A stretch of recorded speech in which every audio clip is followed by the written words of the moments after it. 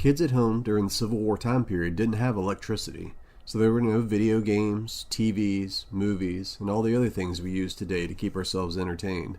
That doesn't mean that they didn't have fun. For most kids, running around outside and outdoor games played a big part in keeping them entertained. Here are a few examples of things that they played, and maybe even some ideas for you to create at home to try out. A hoop and stick. Take a large wooden hoop and begin rolling it with a stick. See how far you can make it go, and even if you can run with it moving. Graces. Take a small hoop and 2 long sticks or dowels, cross the sticks with the hoop on them, and launch the hoop by uncrossing the sticks and throwing it up towards your partner. Quoits. This is a ring toss game. Take a few rings and take turns throwing them at a stick in the ground or other similar target. There were many more games played inside and outside that kids in the 1860s enjoyed. There's an old saying that goes something like this: war is long periods of boredom punctuated by moments of sheer terror. This was definitely true of the Civil War.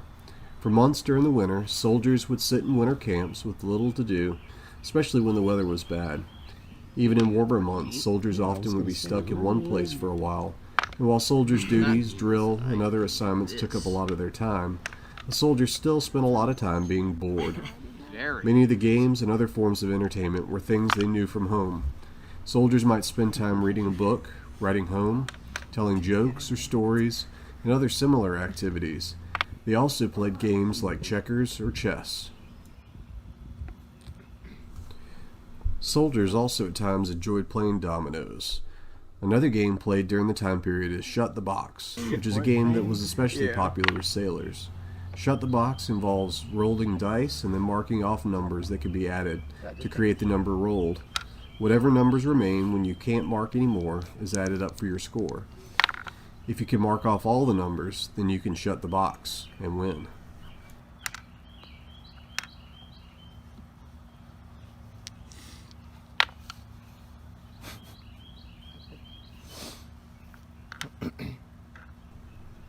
More physical activities might include wrestling or an early version of football or of soccer.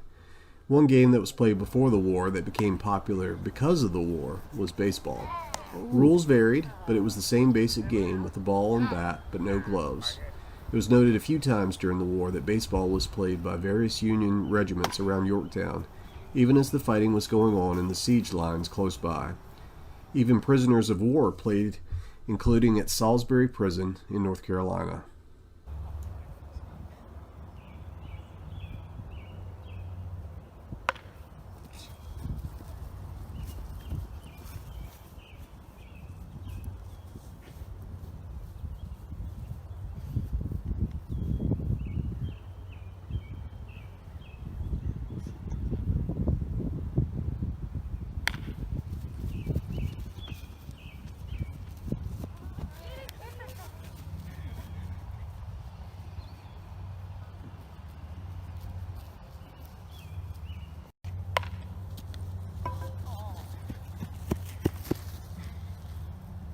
Anybody feeling lucky? Definitely not. While these types of games and activities were popular among soldiers, probably as popular, or even more so, were gambling games. One of the more popular games was one called Chuck-a-Luck. This involved a bank or a person running the game with the money to do so. Players place their money at the number or numbers that he thinks will be rolled by 3 dice. The numbers go from 1 to 6. As the person in charge rolls the dice, those who had money on a number rolled by at least one of the dice win, while those who didn't lose their money. A bettor wins equal the amount bet if the number is rolled once, or twice the amount if rolled twice, or 3 times the amount if all 3 dice land on the same number.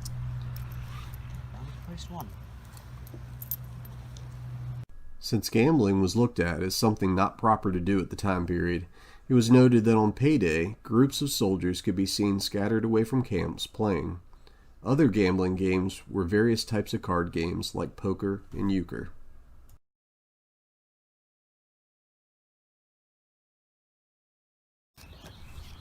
Regardless of what a soldier did to keep himself entertained, games and other activities were one of the more important things they did. While many soldiers spent years away from home and their families, living outside, eating soldiers' food, being shot at and shooting at others, performing the many duties that soldiers were expected to do, a way to entertain themselves made it at least bearable.